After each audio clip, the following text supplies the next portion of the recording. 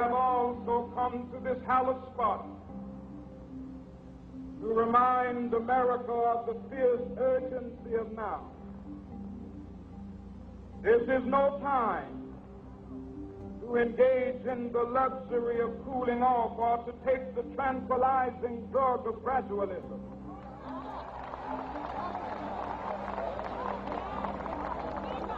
Now is the time to make real the promises of democracy. Now is the time to rise from the dark and desolate valley of segregation to the sunlit path of racial justice. Now is the time to lift our nation from the quicksands of racial injustice to the solid rock of brotherhood. Now is the time to make justice a reality for all of God's children. Happy Martin Luther King Jr. Day. I'm Carolyn, Vermont, CEO for Habitat Coastal Fairfield County. Habitat International Martin Luther King Jr. theme for 2023 is cultivating a beloved community mindset to transform unjust systems. And as you all know, Dr. King was all about fighting injustice.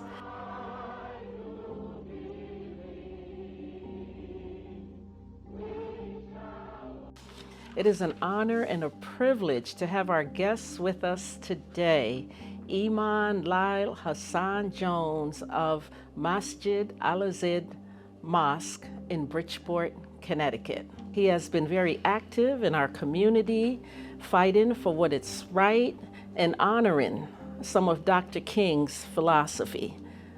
Brother Lyle Hassan Jones, tell us about your first memory of Dr. King. Well, my first memory of Dr. King was I was in the 8th grade in 1968, and they had a picture of him on the wall in the schoolhouse. But I thought that all the pictures that they had of these famous people, I thought they were dead. So I thought Dr. King was dead. But I got home one day in April, I'll never forget, and I heard of the assassination. My father was watching on TV. Good evening. The Reverend Dr. Martin Luther King, 39 years old and a Nobel Peace Prize winner, and the leader of the nonviolent civil rights movement in the United States, was assassinated in Memphis tonight. A sniper's bullet cut down Dr. King as he stood on a hotel balcony in Memphis. And I remember it so clear because my mother had just had my baby brother on April 1st, and she came home that day on April 4th. So that was my first memory and recollection of Dr. King. Okay. So you've been so active in our community, have been a freedom fighter, fighting for justice. What are some of Dr. King's work that have really impacted you to be the person you are today? Well, there's a few things that Dr. King did. He showed that he was a man of courage and a man of tenacity.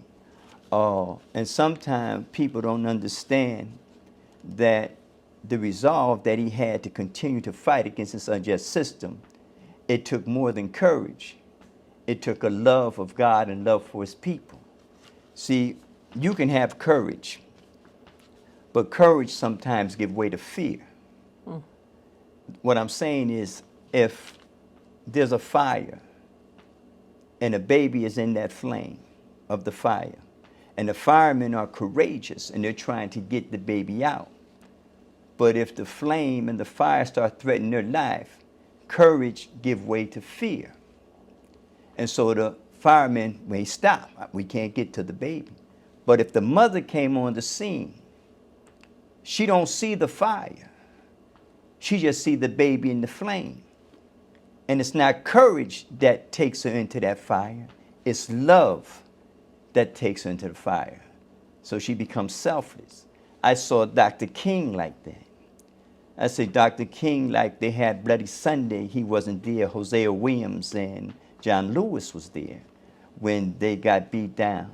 But King came back and mobilized thousands for March 25th, 1965, to go back And facing death and opposition, he laid it all on the line.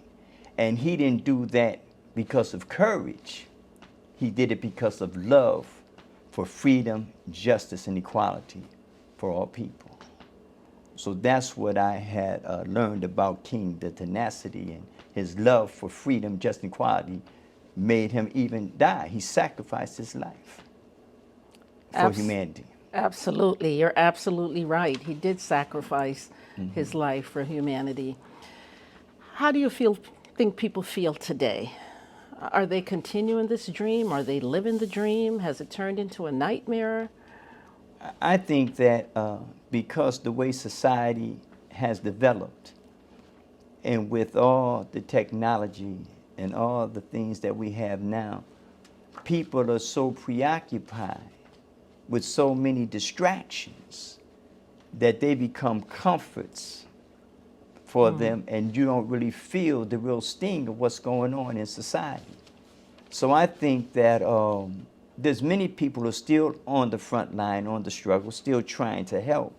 But I think if we can utilize the technology and the information better and making people understand how serious this is. See, we live in a society now that has legalized sin.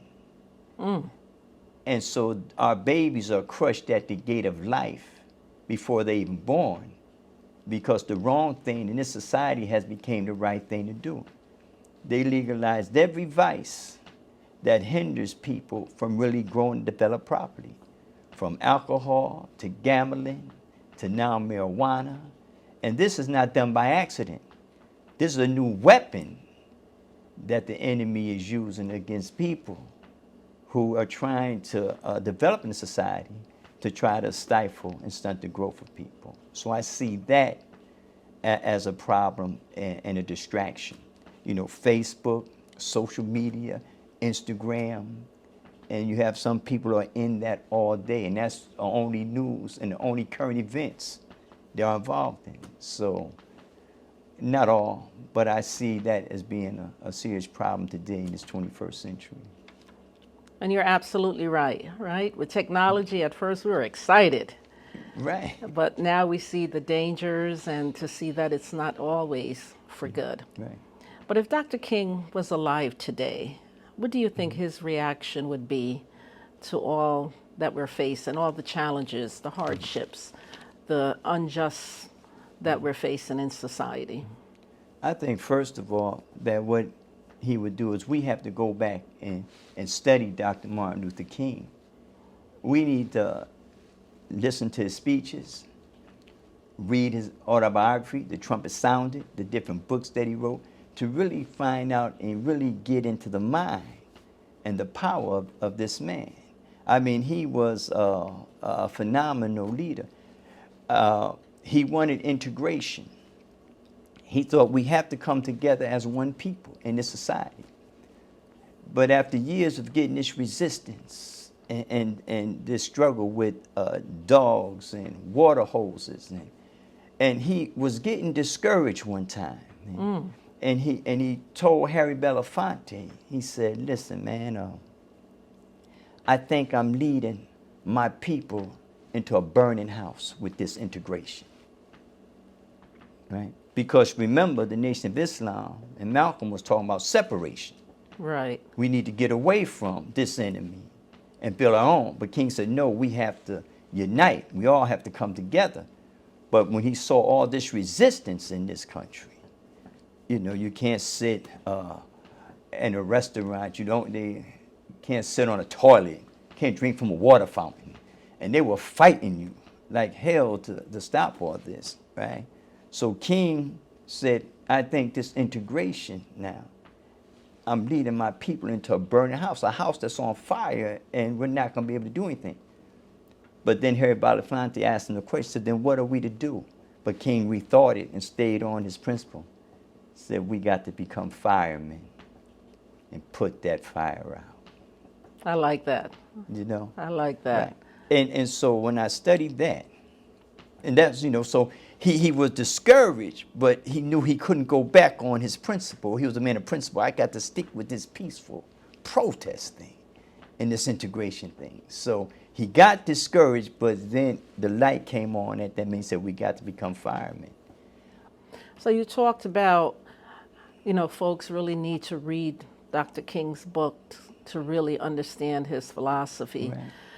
How can we help the younger generation to really understand what Dr. King was all about, the sacrifices he made, his philosophy? We have to first teach young people to appreciate themselves and get to know themselves and to value themselves. What I'm saying is that I work with young people, and I work with a lot of young men in the prison. And people can grow old and never grow up. People can live a lifetime in this body and never meet themselves because of all the preoccupation, distractions that's outside themselves. We have to teach our people how to look within and to know that they're spiritual beings. And until we can get back to identifying with the creator of us, one who gave us life, and that power is in us, and we can slow down and meditate and pray to feel this essence in us, then I can want for my brother what I want for myself. I can, like Jesus said, love your neighbor as you love yourself. I can do that now because I know that in hurting my brother, I'm hurting myself. Loving my brother, I'm loving myself. But we have to get to that point. If we can teach love, that's the principle. This is what Dr. King's whole principle was. It was love. It wasn't no racism, wasn't no separation, was no fear. He said, I want to live today where I can see my little 4 children hold hands with white boys and girls and black boys and girls. And we could sing that old new spiritual, free at last, because we got past all the red tape. We got past color and started dealing with the character of people. So he wanted that, and that only comes from love. That only comes from having a decent essence. And we have to try to teach that in a way where they can comprehend it. And it would be a struggle, but it's something that we must try to do and keep doing because we can't give up. As long as we're here, we all got a work to do. Okay. And you hit on the word love, which is very important to Habitat. When we talk about Dr. King at Habitat, we talk about the beloved community. Right. And that was all part of Dr. King's work, as you eloquently stated. If we were to love each other, it would eliminate so many problems in society. But sometimes we don't love ourselves. We don't love those that look different from us. And so the challenges, the struggle, the injustice just continues. People have to realize that we are all here for a very short time. That's all. We don't own anything. We came here naked, and we're going to leave here naked. That's the bottom line. God has blessed each and every one of us to be on this planet for a period of time and to make a contribution to mankind, humanity. We don't own nothing. Everything that we have, we got from God. He owns our body. He owns our possessions. You die today, I don't care what you thought you had. It ain't going with you. It stays on the planet. Everything on the earth came out of the earth and goes back to the earth. And God created the earth, so everything goes back to him when it's all said and done. So when we realize that we are blessed to have some things here, we should thank God for it. If we have a home, if we have a little money, if we have that, we thank God for that, right? But we have to really try to encourage and share that. That's why I like the work that Habitat for Humanity is doing. Like, they got it. They're out here helping families to live an American dream, to get homes, and helping them establish themselves in a way where they never would have been able to do it without the assistance and the spirit that this organization brings. And so I'm very grateful that it do exist, because I know a few people who got homes, and it does something to the psyche of the person. They even started doing so much better because they were homeowners. You know, it was like, I'm different now. And so I think that's a blessing, and that's something that we have to share and use a giving back. So ain't nobody trying to hoard nothing. You're getting stuff to give back. And I think if society done that as a whole, the more we give and give back, the better off we'll be as a whole. Thank you so much. And I'm really proud of the work here at Habitat. And Habitat International, they take a look at families, you know, that are disadvantaged, marginalized families. As you said, families who just would never have an opportunity to own a home. Yep. And, you know, research has shown us over and over, once they own that home, their children do better in school, they do better health-wise, they're able to pass on generational wealth. You know, they have that home and they're able to pass that home on to their children, and they just do so much better in society to have a home to call their own. So I'm very proud of the work that we do here at Habitat, and I do feel like we're living part of Dr. King's dream. Yeah. Yes. Most definitely. And I think that if the world became a hospital, I say that because I worked in the hospital for a time doing some chaplaincy work. And I used to have to go to the emergency room when somebody was in there for whatever issue they had. They would call us on our beeper, so the chaplains had to be there, doctors. And when I would go in there were Muslim doctors, there were Christian doctors, there was black, white, there was every ethnic seemed like and cultural person in that emergency room, in that setting. And nobody wasn't concerned about how you looked or how he looked. They was concerned with the patient. Everybody had a role. And that was the first time I experienced and witnessing all this unity among people of different colors and different religions. It didn't matter. What mattered was the patient. And I said, now society is a patient, our society. And if we can come together like that and don't worry about who's Muslim, who's Christians, who's white or who's black, and we can look at it for what it's worth, these are human beings that need help. And if I'm in a position to help, let me help. Let me not hinder.